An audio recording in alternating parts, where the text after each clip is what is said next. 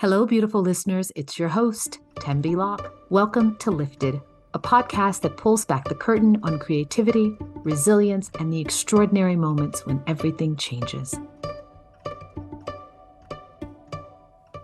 My guest is Amelia Rampe, a Filipino-American food and travel writer, recipe developer, video host, and food stylist based in Brooklyn, New York.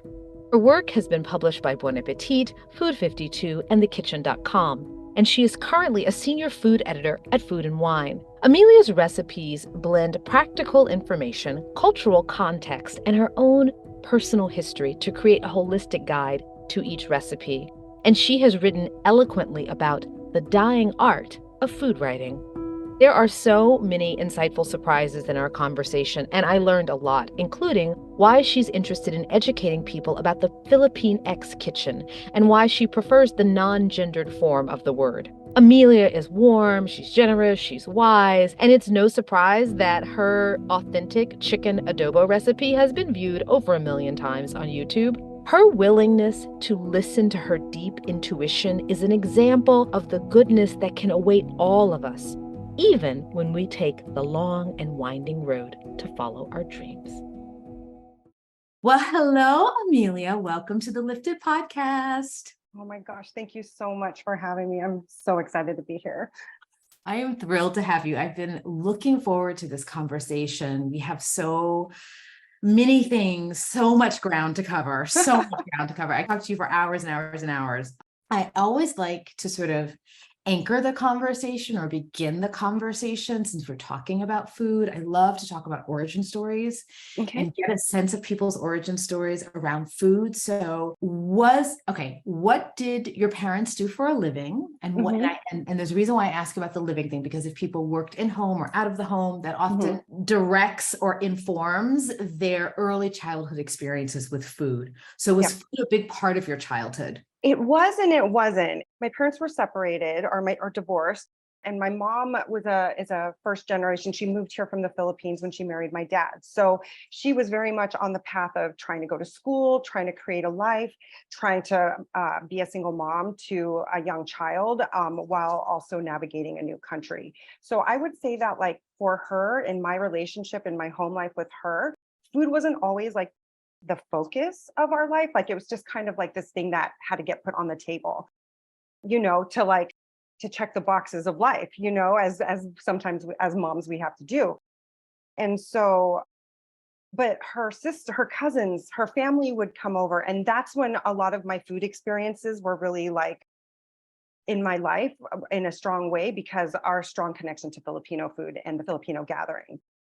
On my dad's side, he was also kind of navigating single dad life, but also was in the military. So he had a very strong connection to food in a way that really impacted how I cook in the kitchen, how I perceive food, how I build flavors. And he was very much the most basic cook. We're talking like onion powder, garlic powder. He's like, this is the building blocks of all your food is onion powder and garlic powder. And for my whole life, I was like, oh yeah, that's it. All I needed. But now I'm like, oh, actually onions and real garlic also are excellent. So he actually taught me how to look at food from like almost like an artistic point of view.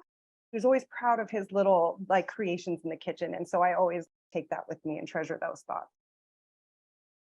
I love that you shared that it's a father's influence that directed that. I mean, I have a similar experience insofar as working mom, not so interested in cooking all the time. Yeah. My dad, who had custody of us periodically or every other weekend, he used that time with us, those weekends, really intentionally and really in the kitchen. And he was early on not a great cook. But again, what was it with the onion powder and the garlic powder? He just thought that similar. I mean, I completely relate. Anyway, so I know that you grew up very early, I think the first 5 years of your life in the Philippines, and then you were in Southern California. Am I correct? Yeah. So you sort of, you had your formative years are between the Philippines. Yeah. And where specifically, would you tell us? I was born in San Diego. But then my dad, because he was in the military, we lived also in Hawaii. And then we moved to the Philippines when I was, I think, 3. And then I lived there till my parents separated and I was like almost 6, I think. Yeah. Okay. You are very intentional and specific in your writing and in your discussion of the cuisine of the Philippines. And you don't refer to it as Filipino cooking. Introduce us to how you describe food from the Philippines and why. Oh, I've referred to it as a lot of things. Once being raised in Southern California, also like I feel like having a feminist mind, like the old like language paradigms of male and female like never really jived with me in the right way. Personally, like I would say my pronouns are she, her, they, them, because I don't want to like subscribe to this female male like paradigm. And this is actually a very controversial concept for Filipinos from the Philippines and even diaspora Filipinos, because it can ruffle a lot of feathers. So I don't mean to do that when I talk about it. This is just my personal experience and my own personal feelings on the language stuff. But I felt like diaspora cuisine, Filipinx for me, cuisine just embodies kind of the whole of everybody versus just certain types of people within, my cultural background. So when I talk about food and when you say I'm intentional about food, it's like I really want to be very inclusive to everybody when I write about food, and also like come from a perspective of like not feeling like I'm above, or like just because I have so much education, like my ego is like driving the concepts of what I write. I really want to like write about things that inspire me and that like also are aligned with my highest and greatest good, whatever that means. I love that you share that. And that is it is important to sort of, especially as a creator and as a creative person, to sort of really embody and share with the world your point of view. And even in reading your writing about this and about this decision, it really gave me a window into the complexity, first of all, of the culture of the Philippines, right? Domination, colonization, Yes. and then the diaspora. And so what I see and what I've learned from your writings is that there is a deep well of many layers of history and culture, and that can't be defined in like one word. That's really what I Absolutely. hear. Wow. It's bigger than one word.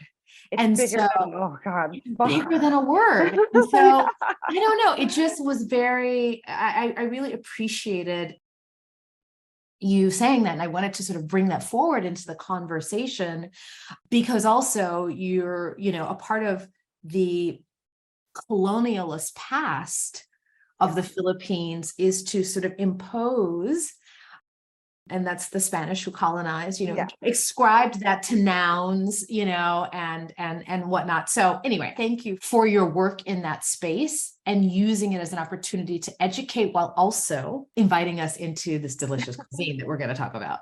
Yes, thank you. Honestly, thank you so much for closing that loop on what was actually in my thought, is like that language does come from the Spanish and their colonization of us, and they forced their words and their language concepts, and also like how we even name our own last names. Like we had to choose from a list of names what we could be called, and that's why there's so many Spanish names within the Filipino diaspora, is because we were kind of like given a list and said, well, you can choose your name from this list. So those kind of like language paradigms, are like for me, like they felt very oppressive, and I don't think that like a lot of people look at it that way from the diaspora, but that's okay. Like however we choose to identify with our culture, there's no wrong way. It's just all what we take away from ourselves. So I am really deeply trying to take that one. I am shocked. Thank you for sharing that piece of history. I was completely ignorant to the list of names. I mean, talk about reducing. That feels so incredibly, there's erasure there. It's reductive there. Wow. Okay.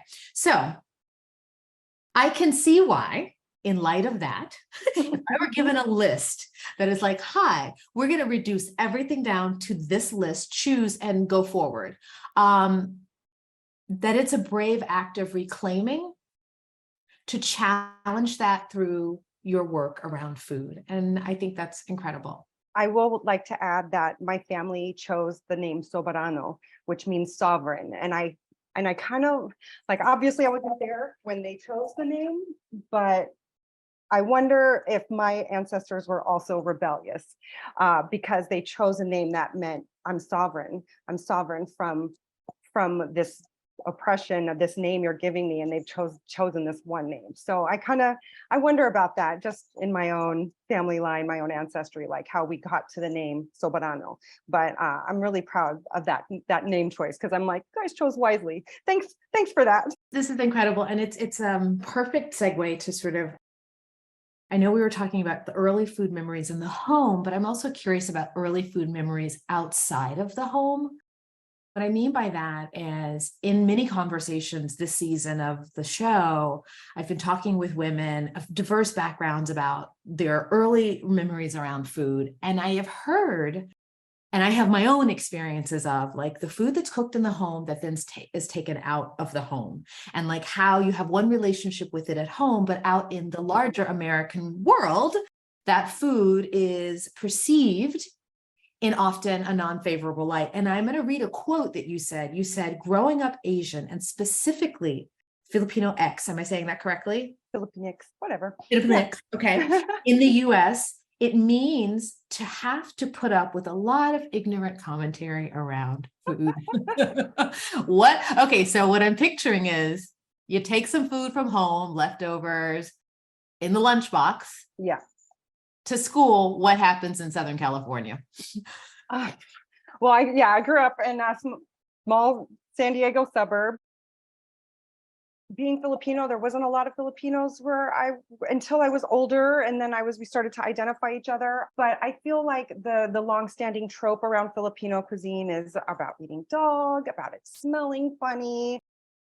Oh, Filipino, oh, that, those type of comments, and they're all like, they're just all like, what are you talking about? Like when you're growing up, there is a layer of shame that you get for yourself in this space too, where you're like, okay, like do what? Like you start asking your family questions, you start questioning yourself, and you're like, well, this adobo tastes really great, and there's not dog in it to my estimation. And so there are those kind of comments, and like comments about how food smells. There's a lot of fish sauce. There's a lot of essence of the sea, I guess, to put it nicely.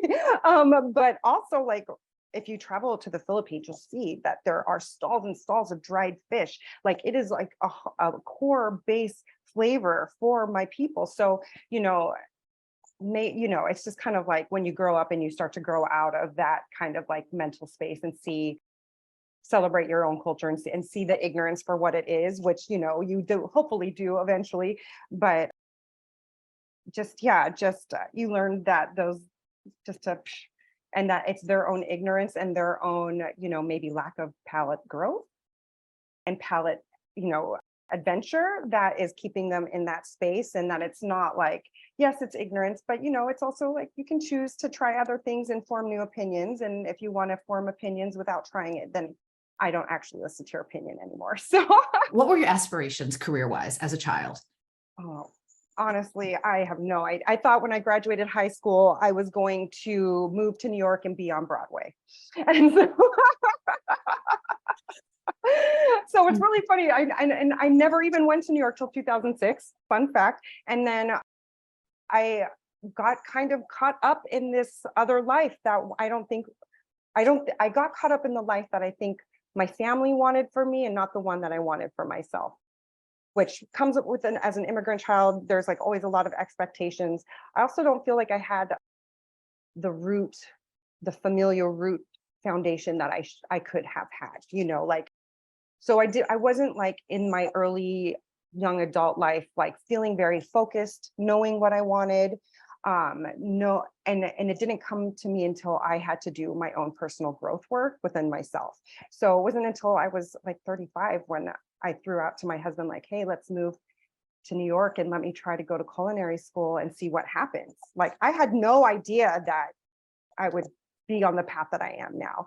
It was just totally like, hey, what if we did this? And we fully like moved on a hope and a prayer and two fingers crossed and like all of like throw it, yeah, and just moved into this space and tried something new. And the last 10 years of being in New York have been incredibly transformational on so many levels. Like, one, I created a career for myself that I do love, that I'm excited about.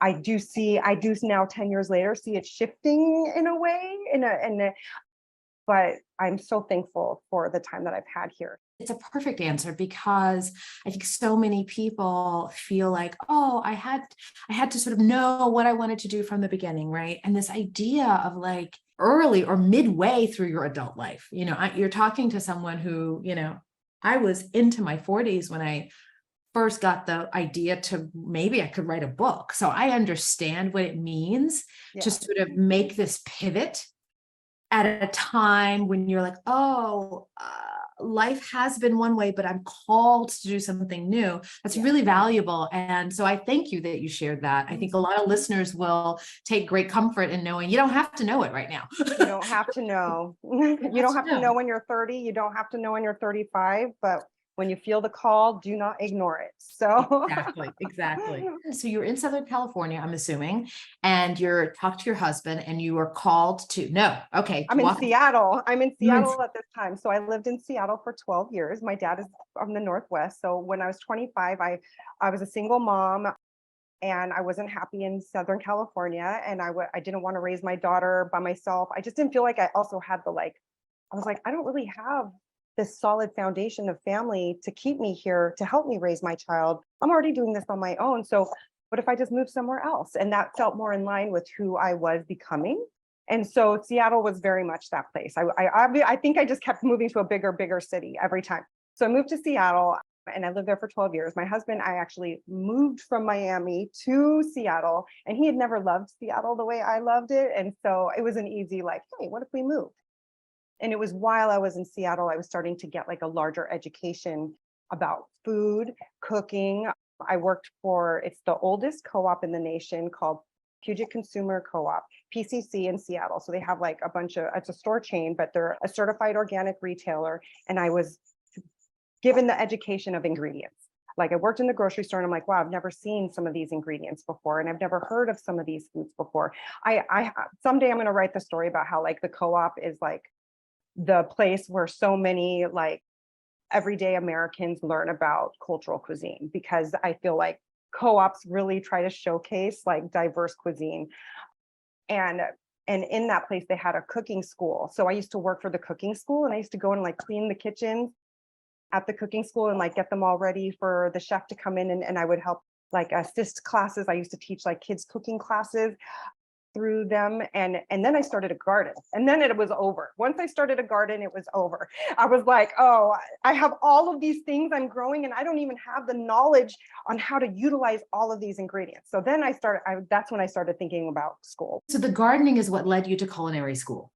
Yes, it was kind of like a seeing that I had a lack of knowledge. Like, I had this abundance of produce, but I didn't know all of the ways I could be utilizing it. So it was kind of like a culmination of all of this, like these little bits of information, and seeing that I was really inspired by cooking. When you entered culinary school, did you have any sense of the term I'm going to use, because we talk about it a lot in the world, and I think as women it gets talked about a lot, imposter syndrome? Did you feel like, oh my goodness, everyone else is supposed to be here, they understood that they wanted to be a chef from the beginning, or they're well suited for this, or did you have any of those thoughts? And if so, how did you overcome them?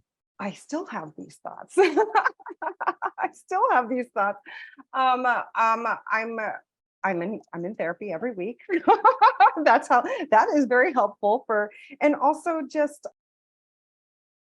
realizing that I do have my own gifts and skills that are unique to me, there's a reason, not like there's a reason, but I'm here, I have a purpose, and I just want to use my gifts and my tools to open my own pathway. I was picturing, first day of culinary school. Yeah. And were there any female chefs? There was a female chef that taught. There was multiple female chefs. There was many females in my class. I was probably one of the oldest people in my class. I remember that. I remember everybody was like 22 or 25, and I was here like maybe 30, I think I was 36 or 37 at the time. So I definitely was like, I'm old enough to be your auntie. You know what I mean? Like, but of course I feel, and the funny thing is like New York is such a different beast than the West Coast. Like the competitive bite is like, it is a real thing. And everybody always pegs me for being a West Coaster. They're like, oh, you're from the West Coast, aren't you? I'm like, yes, I am. Because I think there's like an approachability to me that I even, but I also feel like it's really easy to get put into that trap of imposter syndrome because people are constantly trying to make you feel like you're not enough. But that feeling of being enough has to come from within inside of you. So it's kind of like the self work and the self healing work has really helped me kind of step out of that space of like wanting to compare myself to other people's journeys. I have a completely different background than most people that I know. And so my path hasn't been quite straightforward and maybe with the ease that some other people's have. And that's okay. But I've still made it here in spite of everything. And that's what I always try to remember when I'm feeling a little bit like I don't belong, or maybe people don't get me, or it's kind of like I'm enough. I know I made it this far against all odds. And for me, it's a celebration. You mentioned just now that inner work, right? That inner work, and you've referenced being in therapy. If you could, off the top of your head, just share what some of that inner work looks like, because I think people are leaning in right now. Everybody is like, because it's such a familiar thing, right? Yes. We all know, and we sort of intellectually understand that we need to go in and sort of adjust our inner lens, right, on the world. But the how we do that, one, I know it's unique to each person, but I do think there's some good principles that can be shared and then adapted to each person. So what are if you could just share some of those things for yourself that make you feel like, you know what, I have a point of view, I have a voice, it matters, and I'm going to keep going. Well, like you said, everybody's journey is different. And for me, it started with a level of self-awareness, like, hey, I keep running into this issue in my life. Like, where's my responsibility here? I also had a lot of guides, like see the potential in me. And if it wasn't for these guides seeing the potential in me and leading me down a path of like, hey, I see something in you. You could be really great. Here's how you can educate yourself. So for me, would say the beginning of my journey started in how I communicate and learning how to communicate with love, learning how to communicate out of my ego, because my ego was really driving things. And when I saw how much my ego was driving, because I wasn't living presently and I wasn't living consciously. And once I got into focus, my impact on the world, and that was a huge moment for me. Like, oh, wow, I can impact in all these positive ways, but here's all the negative ways. Not only am I impacting my community, but first impacting myself. And so I had to start changing the integrity with myself. So one of my keywords for my life, and I think if I had like, those like banners of European aristocracy, and they're like, here's our 5 like things that our family is about, like, mine would be integrity. So my first, and learning all of the ways I was out of integrity with myself, and I'm still learning all the ways. And once I started to change the integrity within myself and the ways I was falling up short on myself and not living into the fullest possibilities within myself, then you start impacting your greater group, right? So it's just kind of like, that was the first step. And so having integrity with myself also meant integrity with how I speak to people, how I speak about people. I was raised in an environment where maybe the women in my life didn't speak kindly about other women in our lives. And you kind of learn these traits and habits, and then you start to dismantle them when you start to see they're not working so well for you. So that was the first key for me. It was like, let me get right with me. Let me get right with my integrity with me. And then I'm going to get right with my children. And then I'm going to get right with my family and it's just going to continue to grow. I love this share because it's helping clarify for me how you specifically, but I think anyone is able to do the big, more intentional work in the world that doesn't happen casually. It doesn't just fall out of the sky. There's a great deal of inner foundational work that's being done that is often invisible to the casual passerby. But what we do experience and see, and what is very clear in your writing and in your work in the world, in your Substack, in the videos you put out, is there is a kind of a heartbeat of love, right? And there's a sense that you're bringing forward something that we haven't quite seen before. And you're holding space for educating, sharing, but doing it from a heartfelt place. I mean, that's just sort of, anyone who's going to, and I hope so many people are going to visit and learn about your work after this conversation. It's very, very evident. So it makes sense that that's a part of the pillars of what you're doing, and why you have to do that in a cutthroat female environment. Because I'm sure if listen, I started my career in Hollywood. I understand the kind of outward egoic, big personality, cutthroat, zero-sum game approach to life. And that didn't work for me, but I loved what I do. And so you find a way, and you find a way to do what you love, but with integrity. Yeah. So thank you for sharing that. Thank you. Was there a moment when you're like, I hear the call, I'm going to answer it. And by the way, I'm not just going to answer it and become a food writer. Like, I also do X, Y, and Z. What was that moment? Or was it a series of mini moments? I think they're separated into two moments.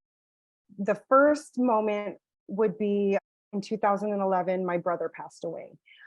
He was killed in a car accident. He was 22 years old. He was so young. And wow, when you lose someone, as you know, your concept of time changes. I think time for yourself changes. And it was kind of like, he could be robbed of his life at 22. I could get robbed of my life at any time. So it was in 2013 when I decided to move.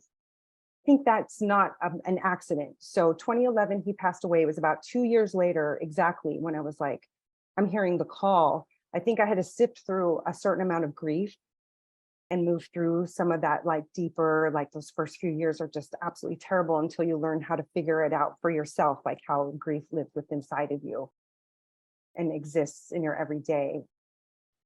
And for me, it was kind of like, life is too short to waste time on drama, crap, my trauma, my past. All I want is a future. All I want is to create the future that my poor brother did not get to create for himself. And I have this chance. I have a chance to create this life for myself. And so with losing my brother, I've written about the bittersweet gifts of death. It's the worst. It is the absolute worst. But there are gifts within the darkness. And if you choose to pay attention to those gifts and focus on bringing light into that space and not existing always in this dark space, I feel like he's just propelling me forward this whole time. Like, he's opening doors for me. He's like, hey, actually, I've got you. And so, there's that part that's really propelled me into the space of where I am in New York, and like going to school, like uprooting my entire family, doing this whole thing. He was definitely the moment that created a lot of change. However, branching out into all the different ways that I have branched out in is, I think, more of a survival technique than anything. Like, I want to say, first of all, I am sorry for the loss of your brother.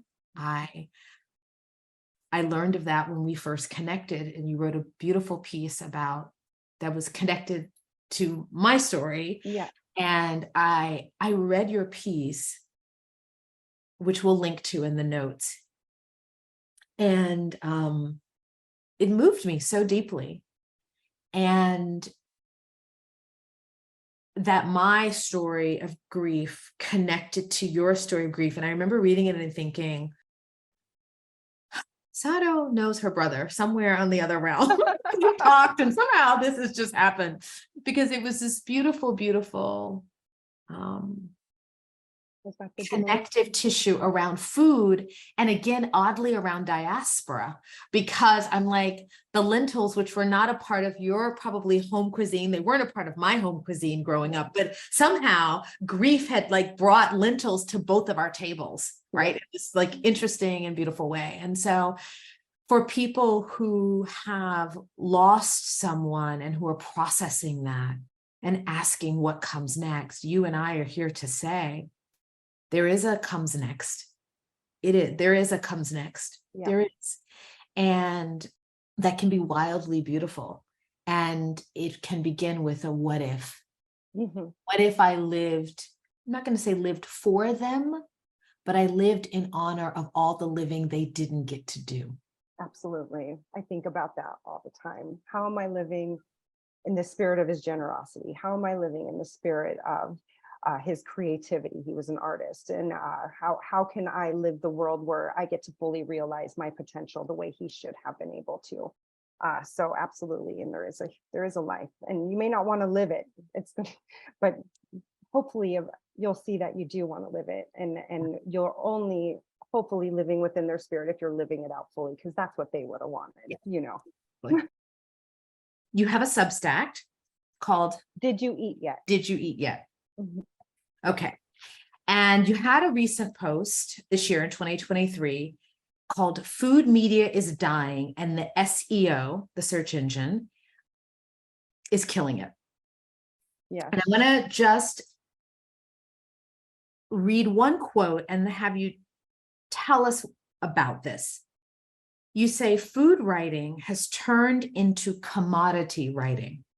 It's now a volume business where quantity over quality is favored. And you go on to say that these companies, that they are prioritizing equitable stories. How are they doing that when the white gaze is dictating what food stories get told? What do you mean by that? Oh, this is my hill I'm going to die on. That's okay. We're here for it all. I mean, I've just been existing in this space since, deep in it since 2014. So I've been able to watch how it's evolved. I've seen it become from one thing. I've seen it evolve to something else, and then I've seen it evolve again. So basically what I mean by that is I've often used the term gaming the system for clicks. And I feel like food media, including all your favorite legacy publications, are doing that. The digital space, the digital food media space, is not a space where organic storytelling gets told anymore. What I hear you saying is you've referred to it as that where we once had journalism and storytelling around food stories and food cultures, what we're now getting is service journalism. We're simply servicing the search engine optimization. Yeah. And it becomes so self-referential and so insular that we're only really covering 5 things. Once again, it's like being given a list, as you used early on in your talking about, with Spain and the Philippines. You're given a list, and it's like, here, you can only choose from this list of things to talk about. And that's what's happening with food media, which is different than food journalism. Food media is driven by keywords and keywords only. And then it becomes, what are the majority of 12-year-olds in America clicking on? Then I guess that's what we're all supposed to be writing about. Thank you for bringing that into full circle and for making that more clear. Amelia, I want to thank you so much for joining me here. I have been so lifted by this conversation. It's gone in so many different and beautiful places. And I feel inspired by your work. And I thank you for your work in the world. Thank you so much for having me. I feel like you're such a bright light, and I always knew that we were going to have this conversation someday, and you're everything that I had hoped you were going to be, which is you're just such a positive beacon, and I see that in your work. And so thank you so much for having me. Thank you.